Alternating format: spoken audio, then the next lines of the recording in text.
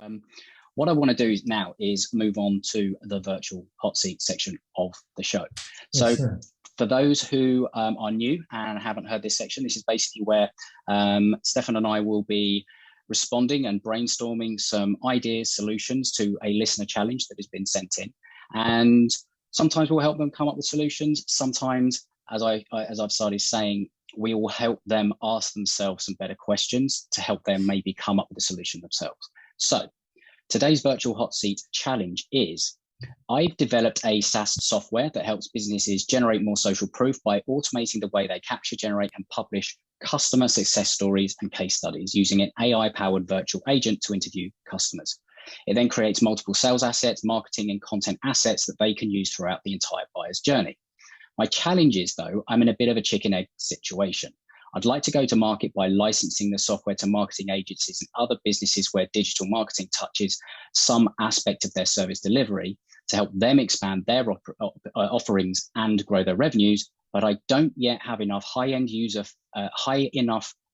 feedback to validate the product, and that product will have that demand that I expect. So any thoughts on the direction I should go at this point? Now, you are a founder of a SaaS company, and I can imagine you have got a lot of experience, obviously, of this, but maybe some thoughts on some of the first things to think about. Definitely, and I think it's an interesting topic to discuss, because for the many SaaS founders around, this is a common challenge. You have a great idea, you design the product, and then the next step is how to market it, because you want to spend all your time on it, you want to make a living of it, and even better if it's possible. But in my opinion, it all starts with the product market fit and the validation of the product, because there are maybe already tons of similar tools out over there which you're not aware of, and even if you're aware of that, you can take advantage of it. So if I replace it, exactly the same case study as what we did with Expandy, we bootstrapped Expandy as well, and we launched it mid-November 2019 on the global market without any budget on marketing or paid advertisements, unfortunately. So we needed to be a bit more creative and doing things out of the box to move things forward. Now, a little bit of a small background. I was an agency owner who helped people getting great results on LinkedIn before I started designing Expandy.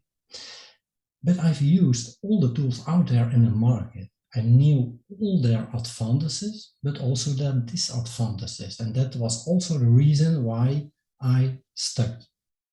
And from frustration, I shared my ideas about Expandy, to use it on a safe way in the cloud from agency perspective with my technical co-founder Glenn. And that was actually our starting point. But after that, the go-to-market, what we did in the beginning is that we start building a comparing page between our tool and one of our biggest competitors at that time point. And because I've used these tools before myself, I for sure knew everything about what was not that perfect in my believing. And as a second step, we needed to gather feedback as well from people. Is there a fit? Will it definitely make sense to spend all our money and time to move the project forward? So what we did as a starting point was that we were searching for communities where actually the community of our competitors. So let's say our competitor had a Twitter page, but they also had a closed Facebook group with a lot of users in there.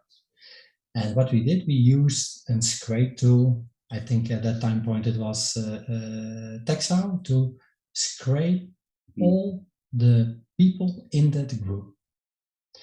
And we exported all the email addresses, and later on we converted these ones to our own tool as an upload. And we used expanding to engage and connect with these people. Hey, first name, I see we are both a part of the amazing competitor group.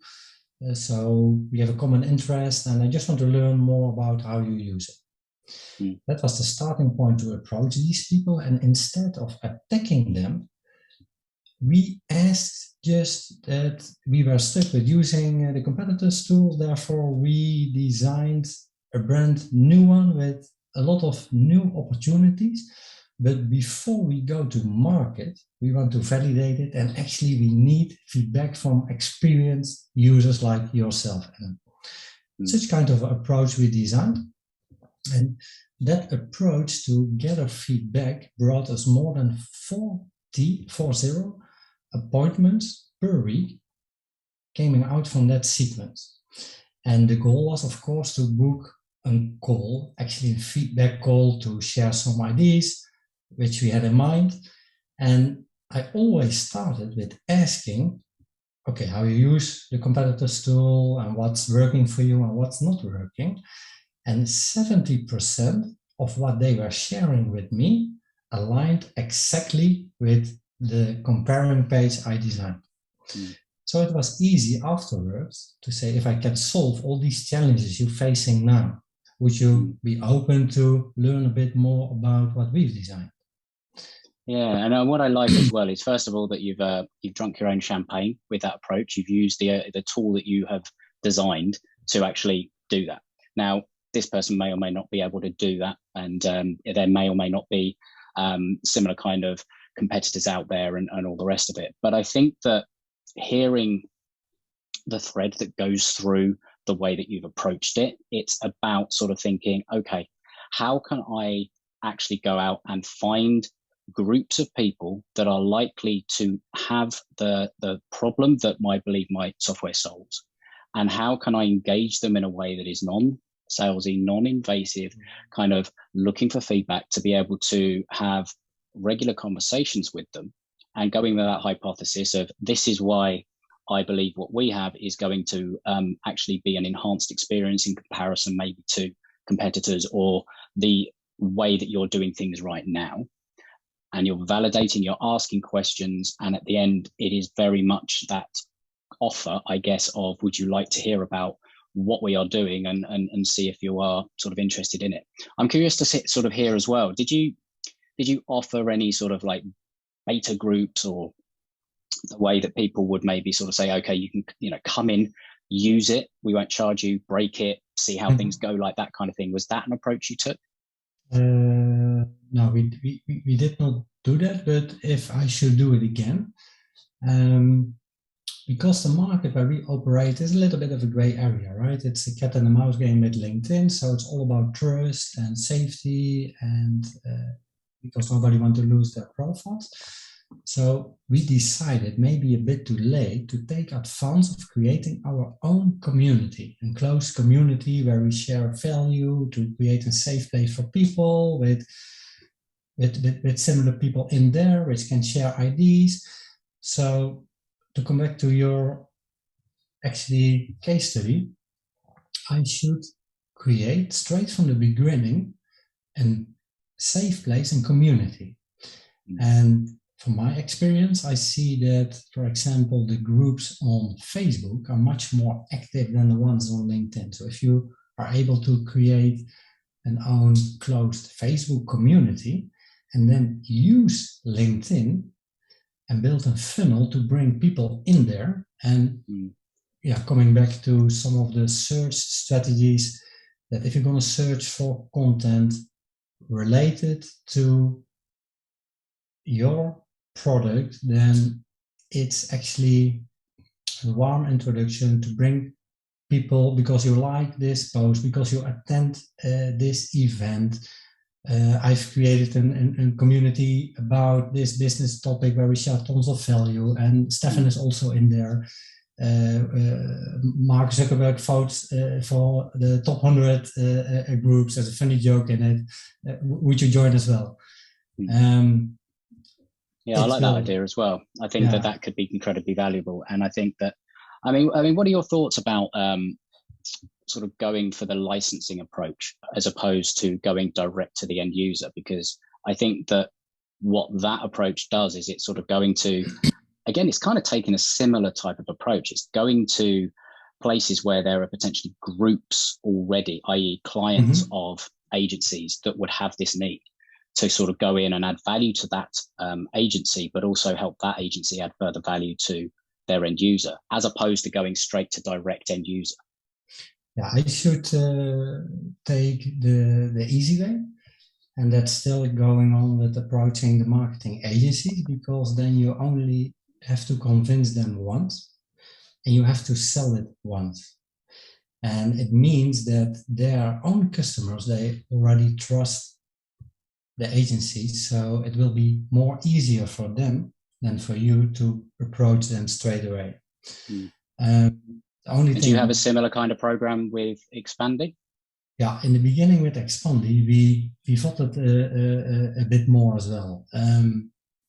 In our beta period, when we just beta testing the product from technical perspective, we of course used our own tool to approach people.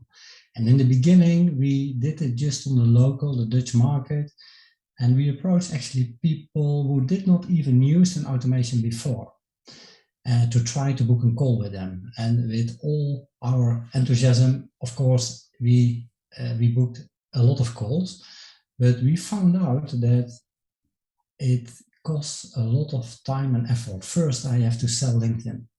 If I sold LinkedIn, I have to sell automation. Oh, you can also automate some things on LinkedIn. If I sold the automation, then they ask me, how do I have to approach people?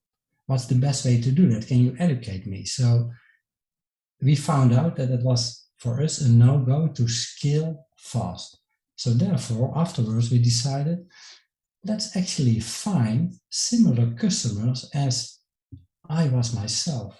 Growth hackers, LinkedIn agencies, actually people who are already in love with LinkedIn, who already use automation, and who already know how to build strategies. They only need the trust, and we have to fill the gaps with the problems they have now.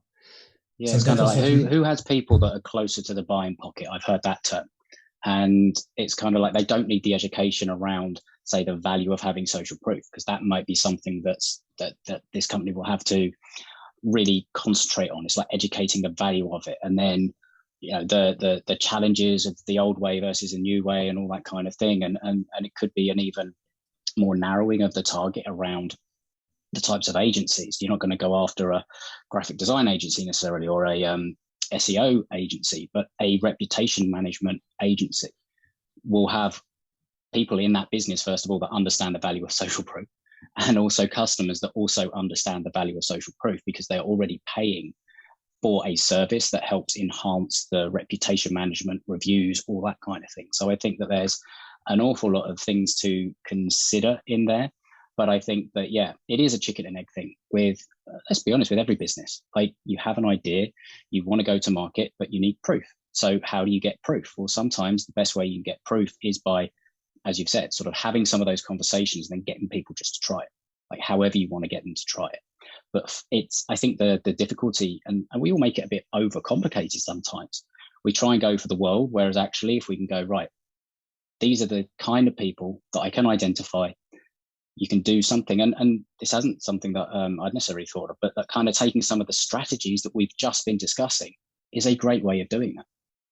Finding content around social proof, around case studies, around the things that the problem that your SaaS is going to solve, and engaging with them using maybe Expandi, even if they don't use Expandi. It's the same sort of approach. It's starting the conversation and then looking to be able to continue that and potentially validate it to the point where it's like you've got your own social proof. And I think that could be one of the, one of the ironies maybe, that you have a platform that is all about social proof, but you're trying to get that social proof yourself. Maybe on top of that, an interesting way is to actually search for content on Google and try to find authors of articles about social proof. We did a similar thing with Expandi. And what you're doing then is searching for micro-influencers, people with already a larger reach in that niche, and try to approach these people, not to sell them anything, but just try to become a friend and to give their feedback on the things you've designed. We did exactly the same with expanding, and it helps. It costs at that time point tons of hours to find manually, indeed, on Google, a lot of articles from people who were talking about LinkedIn automation. So we took an Excel sheet and wrote everything down, the author, the title of the article, the website where we found it on, but also the competitive tool they recommended in their articles. And we use all these variables as actually kind of a dynamic placeholders to hyper-personalize the messages in our approach to reach them. Hey, Adam, I just finished reading your amazing article about the title on, and then it put in the website domain. What we saw is that if you're doing that the right way, that these people are definitely open to bring new content and new ideas to share with their own community.